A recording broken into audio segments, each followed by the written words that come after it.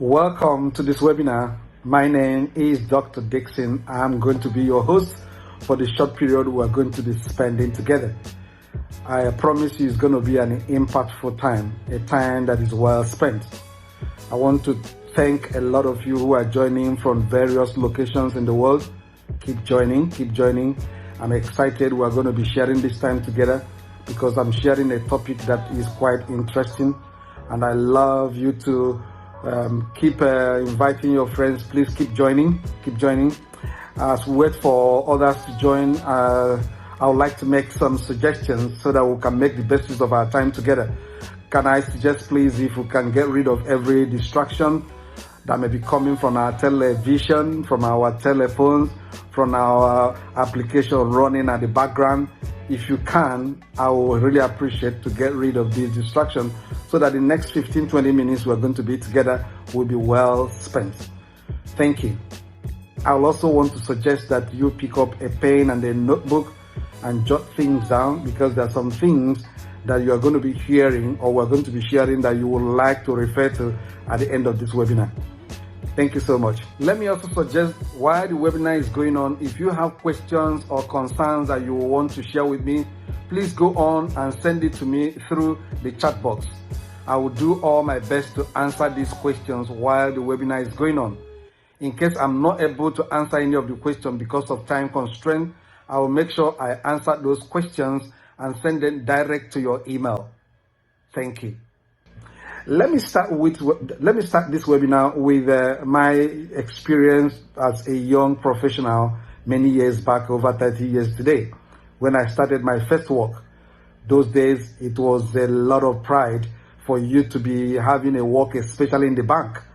We get to work very early, and then we close very late. Sometimes you close late and earn a lot of overtime for doing that. And it was a time that we want our job to be appreciated, for our boss to appreciate us and recognize us, for us to be promoted. And then your ultimate aim is to work for long service. When you are 20 years, you are given an award. But when you get to 35 years or 30 years, when you get to 30 years, you have a special award. And that award is for you to travel overseas at the bank's paid or the bank's expense. All expenses paid by the bank. And for us, that was a very special time. You work and work and work until you hit 20, 25, 30, sometimes 35, and then you retire, and then you begin to earn your pension. But today, all that has changed. It's no longer the era of long service award and working for 30, 35 years. Today, we are in a VUCA world, a volatile, uncertain, complex, and ambiguous workplace. So we are in the era of advancement of technology, the era of connection, the era of connecting with one another, the social media time, the era of instant messaging. We are in the era where people's demand pattern has changed drastically. This era is an era where organizations who fail to reinvent themselves are left behind, and sometimes they disappear from the scene. You remember the days of your Kodak photographs, amazing brand. Polaroid, another amazing brand. I can't forget Polaroid, those days of wait and take. You take your photograph and you get it immediately in hard copy. You remember the days of Motorola when we had the telecom, emerge in the scene. And we talk about the Nokia. Oh, Nokia was something else. Nokia 3310. If it falls down from 3-story building, it will pieces and you put them together, it's still working. That was fantastic time. It was a great phone. But the amazing story, most of these brands we're talking about today are no longer, seen in the scene. Some of them are no longer in operation. Some of them are not as strong as they used to be. Why? Because the work and the economy and the global space is changing. We are in the fourth industrial revolution. A lot of technology is driving the way we are doing things today. We're in the era of the virtual or virtual organization. Facebook has millions of followers. Meanwhile, some of those followers don't even know themselves. We're in the era of the Uber transport system, the taxis. They don't even own a taxi, but they have millions of taxis in their network. We're in the era of Netflix. Netflix has not acted any particular movie, but they have millions of movies made accessible to their subscribers who are also in millions. We have the time of Airbnb, the hotel management group, who don't even own a hotel, but they have a large network of hotels in their kitty. So we are in a changing time. Things are absolutely changing. It's not the way it used to be before. We are in the digital era, the era of digital transformation. The world is now a global village, they told us. We are in the era of the five generations in the workforce at the same time. A complex time, We're talking about a time for flexible work hours. People are no longer going from morning to evening, working in a particular location every day, Mondays to Friday, or the working days of the week. We're talking about flexible working hours where people can work from home. People can work some part-time, people can work from their devices. So we are in a special time, and that has created challenges for organizations on how to manage their people. Because of the complexities and the changes globally taking place in our world today, it has created a lot of challenges for organizations, and the dynamics of managing people has also actually changed. So we are in a changing era for the human resource function. We're talking about the digital transformation era. We remember the days of the manual. We moved from manual to digitization to digitalization, and digitalization to digital transformation, which are all connected. So we're talking about the days of Internet of Things, artificial intelligence, machine learning, and the era of cloud computing. Before, I remember in those days when I started my career, our attendance management was done by you coming to work in the morning and signing your name and your signature in a particular hard copy sheet of paper. And then at the end of the month, it is all collected together and used to check the number of hours you work, and also used to calculate your overtime. But that has been a thing of the past for majority of organizations. We have moved from that era to an era where identity cards, ID cards, were used to sign in as you come at your point of entry. Also today, we have moved from the identity card. We are now in the era of, in many organizations, we are in the era of the fingerprinting. You come in and put your fingerprint, and that registers the time you come, and when you are leaving, you also put your fingerprint, and that also tells you when you are leaving. There's also an advancement to that attendance register now. We're talking about the mobile attendance, management, where people come, instead of signing with their ID card or signing with their fingerprint in a particular machine located in a particular location, they get into the premises of the organization and use their devices, their cell phones, and put their fingerprint in that cell phone, and that cell phone tells them when they have come to work, record it, and it's also already in their database management of the organization. And then that also helps the security to monitor those who come into work and those who didn't come into work. A changing time, isn't it? Amazing, amazing time. We're talking about a time where HR is experiencing automation. Automation in HR function includes the recruitment. Before now, when we started our career, we look for jobs from the newspapers. You go around buying some particular newspapers. Some pages of those newspapers were dedicated for vacancies. So you buy those newspapers. Why? Because you want to see if you can get a job there. And from there, you write an application manually, put it in the post, and it goes to the organization. They will open all the letters and begin to look at the CVs and the experiences contained in those letters. Today, we are no longer using a lot of those handwritten letters in recruitment. We have moved on from there to the time of having our websites. And the website, you go to a website of an organization and you look for jobs from those websites and you can apply. Actually, we have even moved out from there, and we're moved out to mobile application, where people are anywhere they are, anytime, they can apply for job using their devices, their cell phones. So actually, you will agree with me that the changing function of HR is very imminent. We are also talking about the time of HR analytics and dashboard, the time where data speaks and helps business owners and human resource practitioners to make very important decisions and very informed decisions. So we are really in a special time, both as a global, citizens, and at the same time as organization, even for human resource function. Wow, You agree with me that the global workplace is going influenced by technology, change in demand pattern, changes in the workplace demographics, and the global economy. Like I said, we have today we have 5 generations in the workforce. So that is a big change in the way our global workplace looks like. And also, life is generally going through a lot of changes. And so is the way we manage people. You know, these days, the way we manage people is changing. It's not as it was in the beginning, now, and ever shall it be. No. If you bring 2 people together and you want to find out what motivates them, you find out that they have different factors that are motivating them.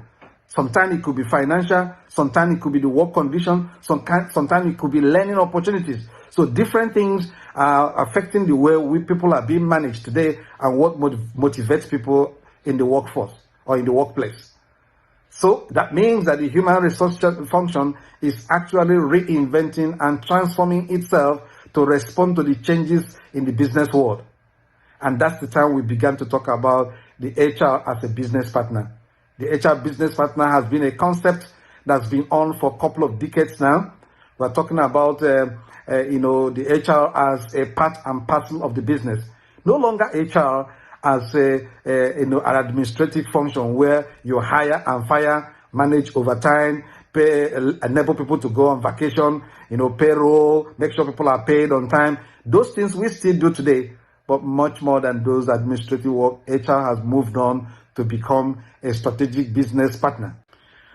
Today, I'm going to be talking to you and sharing with you on revolutionizing the people management function, aligning the human resource function with the business the business itself. So today, I'm going to be talking to you about how HR can become more strategic in their role. Every profession has its qualification, standard, proficiency level, licenses. If you go to the accountancy profession, they have the way you can become a chartered accountant. To operate as a chartered accountant, you have to go through a particular guideline, a particular rule, a particular kind of development or kind of evaluation. We have the lawyers, they have theirs, the doctors, they have their own, the teachers, they have theirs, even the drivers, they have their own process of getting people licensed. One of the things I've discovered is that the human resource function seems to be a little bit different for some people. There seems to be a walk-in profession where anybody can come in and start practicing a human resource practitioner. But that is not supposed to be so. The existing bodies like CIPD, SHRM, they have a general certification program which many professionals have had access to. But as we move into the era of the human resource business partnering, we need to come to the point where we're going to help practitioners to be able to get themselves properly trained, and licensed. So today, many professionals say they are human resource business partners, but when you ask them what they do and the meaning of their role, some of them may not be able to explain to you what they do as human resource business partners. Within the HR function, the human resource business partners, they have the biggest impact on talent outcomes, regardless of the service delivery model. This is a research done by CEB in 2013. The human resource business partners, when you combine it with shared services, they have a ratio of 86% in terms of impact and 14%. HRBP versus shared services, 86 versus 14%. When you look at HRBP, HR specialists and shared services is in a ratio of 54, 32, and 14%. If you look at HRBP and the HR specialist alone, it has the ratio of 62 to 38%. So obviously we agree with me that the human resource business partner has been gaining a lot of ground in recent times. Among the human resource function, HRBP role tends to be the most critical for effective line support, according to the research by CEB in 2013. Lyman just confirmed there's a positive relationship between the HRBB strategic effectiveness and the business unit's outcomes, especially with respect to talent and financial outcome. Leading organizations are imbibing the importance of HRBP's role and model and aligning it accordingly with the business strategy. Welcome to Module 1. In Module 1, we're going to be dealing with the strategic human resource management. And under this Module 1, we are going to be looking at 5 major topics. The first one is Introduction to the Strategic Human Resource Management. The next is Strategic Business Review and Analysis. And under Strategic Business Review and Analysis, we're going to be looking at 2 models, the SWOT analysis and the PESTEL analysis. What is SWOT and what is PESTEL? We're going to be exploring that under the Strategic Business Review and Analysis. Then we're going to be dealing with understanding the business. Without an understanding of the business, you cannot provide any solution to the business from the HR point of view. So we need to first of all understand the business. Then the next is understanding the human resource function. And then the last topic in this particular Module 1 is strategic alignment between the human resource function and the business. Very important topics to kick off Module 1. Then let's look at Module 2. In Module 2, we're going to be dealing with business model of the HRBP. That is the HRBP business model. We're going to be dealing with some topics that includes what is HR business partnering, HR business partnering model, role of HR business partner, the issues affecting the HR business partner, implementing the HR business partnering model, transforming the HR into a strategic partnering role. We're also going to be dealing with HRBP house model. What is this all about? What is HRBP house model? We're going to be looking at that during this Module 2. We're also going to be looking at business view of HR business partnering. We're going to be looking at that. The pillars on the foundations of HR business partnering is going to be looked at during this Module 2. Aligning both business partnering and the business itself. We're going to be looking at HRBP consulting skill, consulting models and phases of consulting. Also, we're going to be dealing with new competencies of the HR business partners. Wow, that is full house for Module 2. In Module 3, we're going to be looking at reinventing the human resource function. Under this module, we're going to be looking at topics like the performance management system, the emerging trends. What are great organizations doing today with their performance management system? We're also going to be looking at talent acquisition and talent management, the WOW strategy. What is this WOW strategy? We all find out during the module. We're also going to be looking at change management processes. We're going to conclude this module by looking at succession management and replacement planning. What is different between the two and what are the characteristics of each of them? In Module 4, we're going to be dealing with the popular topic of the human resource metrics and analytics. We're going to be looking at the origin and the background of HR metrics and HR analytics. We're going to explore the examples of HR metrics that are currently in use today, the difference between HR metrics and HR analytics. We're also going to be looking at turning HR metrics into predictive analytics. We're going to look at the benefits of HR analytics. We're also going to be looking at critical consideration when using HR analytics. And we're also going to deal with HR dashboard. Interesting. In Module 5, we're going to be dealing with digital transform HR. This is my very favorite topic. Digital transform HR. The digital transformation that is going on today in the world of business is an important area to explore during this particular module. We're going to be looking at artificial intelligence, the definition and the history of artificial intelligence. Where will the budget be for artificial intelligence in 2020 and beyond? You'll be interested to explore this with me. We're also going to be looking at the benefits of artificial intelligence. We're going to be also exploring some of the statistics that we have under artificial intelligence or statistics dealing with artificial intelligence. We're also going to be looking at artificial intelligence in our daily work lives. What are those things that we see happening with artificial intelligence from the time we wake up from bed go to work, and then finish our work and come back. What role does the artificial intelligence play during this journey? We are going to explore, will artificial intelligence take over the work of human? That's a major question people are asking today. We will find out. We're going to look at emerging role of artificial intelligence, especially as we move into the 5th industrial revolution. We're going to look at HR trends and how that aligns with artificial intelligence in the workplace. And we're going to conclude this module 5 by looking at knowledge validation, assessment, and certification.